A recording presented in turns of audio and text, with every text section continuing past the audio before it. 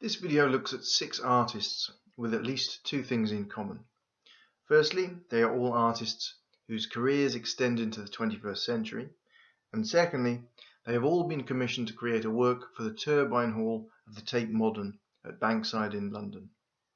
We'll be looking at significant other works by these 6 artists and seeing how the turbine hall commission fits in with their oeuvre as a whole, but also seeing how the artists rose to the challenge of adapting their work to fill the space.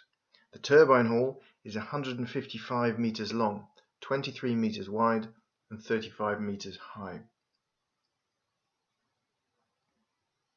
We looked at several works by the Colombian artist Doris Salcedo in a previous video, so in this video we'll just be dealing with her commission entitled Shibboleth from 2007. A shibboleth is defined as a word or custom which distinguishes one group of people from another, but often as a form of exclusion, even a prelude to violence. History has shown examples of the pronunciation of shibboleths being used to target groups for murder, such as Haitian immigrants murdered in the Dominican Republic in October 1937, or Tamils murdered in Sri Lanka in July 1983. As we saw in the previous video, Colombia itself has seen significant numbers of internal refugees, with the civil conflict displacing rural populations. But Salcedo is using the term shibboleth here to describe the practices of exclusion experienced by migrants arriving in Europe, specifically regarding the possibility of rejection at borders and experience of racial hatred in European society.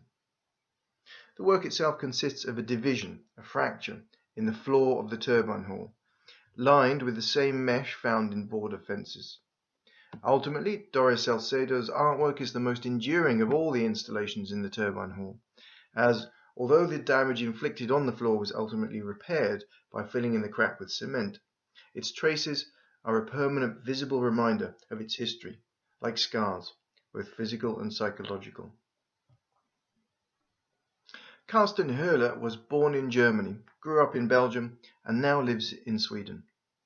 He began his career as a scientist, but in the late 1980s became an artist.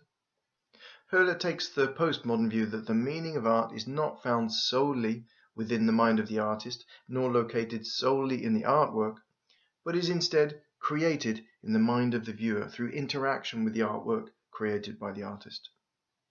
However, Höller goes further, locating the artwork among multiple viewers who create the meaning of the artwork by interacting with it and with each other. Hence, he creates artworks that deliberately aim to interact with the consciousness of the viewers. His artworks show his interest in magic mushrooms, phenylethylamine, and subtly altered states of consciousness. One artwork involved a room which swings almost imperceptibly. He says he is interested in slides because people often smile when they go down them. They smile for themselves and they smile for others. In 2006, Höller installed Test Site, which connected different floors of the Tate Modern through slides which projected out into the space of the turbine hall. Interestingly, 2 of the artists who have been commissioned to create works for the turbine hall have collaborated with each other on an artwork. Weiwei and Olafur Eliasson set up the online collaborative drawing project called Moon, which involved any online contributor submitting a drawing for inclusion on the virtual moon. The website explains the project's noble aims. This is how we make a difference in the world. We can create a greater outcome. The collective work becomes a testament to personal freedom, creativity, and activity. However, as Eliasson himself says, the content of the moon is an odd mixture between the really creative and side by side with something totally non-creative.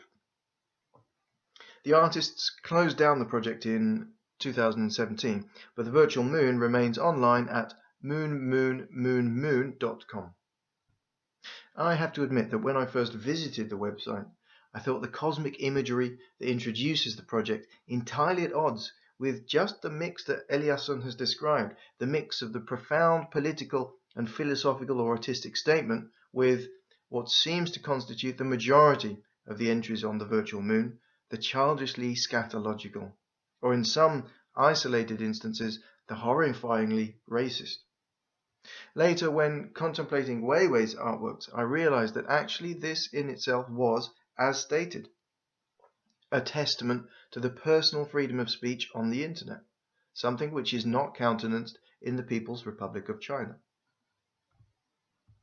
Ai Weiwei's father was a dissident poet, and as a result, Weiwei spent his infancy in a labor camp in Heilongjiang province in the northeast of China, and grew up in exile in Xinjiang province in the west, before returning to Beijing after the death of Mao Zedong in 1976. 2 years later, beginning his studies at the Beijing Film Academy. Here already are three of the main elements in Weiwei's work then, namely his dissidency, his concern for human rights, and documentary video. Weiwei lived in the States from 1981 to 1993 and developed an interest in conceptual art using objets trouvé. And in addition to his dissident blogging and video work, Weiwei creates sculptures using porcelain, wood, and metal. In 1993, Ai Weiwei returned to China because of his father's health and remained there, from 2003 creating video documentaries and from 2005 blogging about the infrastructure of Beijing. However, his video Little Girl's Cheeks about the 2008 earthquake, criticizing the construction of school buildings and publishing the names of the over 5,000 children killed, brought about repression by the state. His blog was shut down, he was beaten by police in August of 2009 and had to undergo an operation for cerebral hemorrhage as a result, and was placed under house arrest, and then under surveillance and travel restrictions. Finally, in 2015, leaving China for Germany, and then in 2019, coming to the UK. Ai Weiwei's work Crabs dates from the time at which his studio in Shanghai was closed down by the government. The work's title in Chinese is a play on words, meaning both harmony, a common state slogan, and is also slang for internet censorship. This wordplay was used again by Weiwei in a photograph of himself naked with an alpaca, its pun intended as an insult to the Communist Party of China. The work, entitled Sunflower Seeds, dates from around the same time. Weiwei covered the floor of the turbine hall to about 10 centimeters deep with 100 million hand-painted porcelain sunflower seeds for visitors to walk over. The porcelain was made in Jingdezhen, an area of China associated with imperial porcelain, and Weiwei created an artwork in 1995 by smashing Han Dynasty vases in a protest against the Cultural Revolution's destruction of the past. Chairman Mao represented himself as the sun, with the people as sunflowers turning towards him. But Weiwei remembers sunflower seeds from his childhood as something to be shared to stave off hunger, and the seeds represent the possibility of a growth in democratic consciousness in China. Arguably the only artist whose commission filled every cubic centimetre of the turbine hall was the Danish-Icelandic Olafur Eliasson. In common with Carsten Höller, Eliasson also creates artworks which manipulate perception, also often for multiple viewers, such as his 2002 artwork 360-degree Room for All Colours, in which viewers were enveloped in and disoriented by all-encompassing coloured light. In a similar vein was his 2010 installation Your Blind Passenger, a 90-metre-long fog-filled tunnel with 1.5 metres visibility. Eliasson had already developed this fog, a mix of sugar and steam, which he used to fill the Tate Modern's turbine hall. Using a monochrome yellow semicircular light, or rather composite of many lights, and a ceiling mirror, the artist created a sun shining through an early morning fog in the hall. The work was immensely popular, with many people viewing the work more than once, and the collective response was to lie down and view the turbine hall and its supine occupants in the ceiling mirror. Arguably, this was a success, not only of the work, but of Eliasson's attempts to allow viewers to respond to the work in their own way, rather than impose a preconceived interpretation on them, creating the information sheets using only responses by staff to questions such as, do you think the idea of weather in our society is based on nature or culture? The sense of collective interaction with the work even made it a site of protest against the Gulf War, in the form of the words "Bush go home," formed by visitors lying down and reflected in the ceiling mirror. Anish Kapoor was born in 1954 in India to a Jewish mother and an Indian father, and moved to Israel for 2 years before coming to London to study art in 1973. His work shows a rejection of an ideological post-structuralist stance, retaining instead the spiritual element of art more akin to modernism. This early work from 1992 in Porto in Portugal, called The Descent into Limbo, shows a common motif in Kapoor's work, the dark and seemingly endless hole that represents the infinite. More recently, Kapoor has been involved in a controversy over his having acquired the exclusive license to Vanta Black, a material that can be applied as a paint using carbon nanotubes to create the darkest black available, absorbing 99.96% of light. Kapoor's mirrored sculpture entitled Cloudgate is located in downtown Chicago, where it is known affectionately as the Bean. Cloudgate is an apt name, as when you walk under its arch, the buildings fall away and it reflects the sky. You then reach the omphalos, or belly button, underneath the sculpture, which distorts your image away to infinity. The red wax-like skin of this sculpture is another of Kapoor's themes, associated with flesh, appropriately for this work entitled Marsyas. In Greek mythology, Marsyas was flayed alive for having challenged Apollo to a contest of music, and Kapoor's and Cecil Balmond's stretched PVC skin almost fills the turbine hall space. Like Cloudgate, the sculpture requires the viewer to move in order to apprehend the structure in its entirety. In Rachel Whiteread's second year as a painting student at Brighton, she did a foundry course in which she made a cast of a spoon by pressing the spoon into sand and pouring in molten metal. But the spoon was utterly transformed, without the spoonness, as she puts it, of the concavity. It was, as she says, an alleluia moment.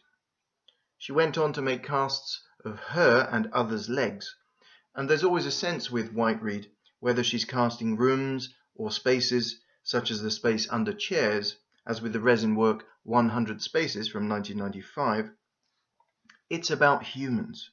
It's always about us. One of Whiteread's early works was the casting of a room in a derelict house, as a transformation into art, but also in a documentary vein, to preserve the everyday and give authority to some of the more forgotten things, stopping it in time and casting it in something solid.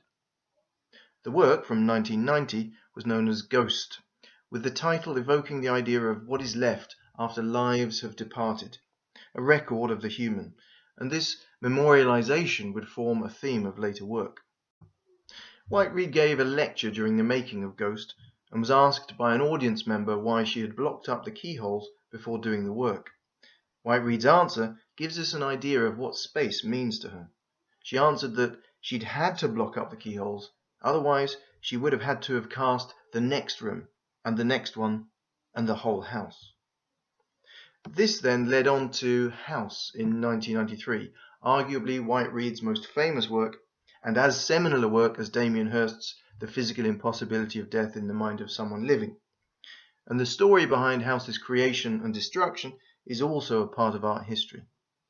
Because of its proximity to the Docklands, the East End of London, including Mile End, was particularly heavily bombed during the Second World War, and hence some areas were a mix of surviving Victorian housing and prefabricated replacements. Urban clearance projects destroyed both, and on Grove Road in Bow, the last houses to be demolished were around number 193, as it had been inhabited by a Sydney Gale for many years and his reluctance to leave meant that the house and the two adjacent houses stood detached on wasteland. Whiteread gained permission from the council to create a temporary sculpture from it.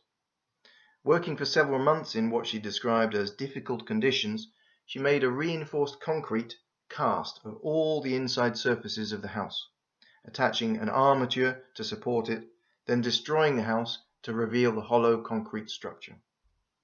The house became an instant cause célèbre, drawing huge numbers of visitors, but also hostile criticism, particularly from a councillor, Eric Flounders, and despite a petition and parliamentary motion to preserve the work, and Whiteread being awarded the Turner Prize for the work, the sculpture was demolished ahead of schedule. Regarding a small-scale replica made years later, Whiteread called it a monument to everyone's house. Just as houses and chairs mean little without reference to the human presence or absence, books take their meaning from reference to the human mind. Whiteread has made numerous iterations of bookshelves, and these works are more self-referential, rejecting the straightforward technique and presentation of the works previously seen. Ghost, 100 Spaces, and House are, or were in the case of House, purely negative space. That is, a space whose interior has been cast, thus the exterior of the work is a direct but inverted correlate of the original structure. This work, Untitled Paperback, from 1997 in the Museum of Modern Art in New York, has elements in common with a conventional Whiteread cast, but the negative space created by books has been folded around to recreate the space of the room. This image is a detail from a more challenging work by Whiteread, entitled Nameless Library, from 2000. As can just be made out from this image, what we see here cannot be read as a cast of the negative space left by absent books.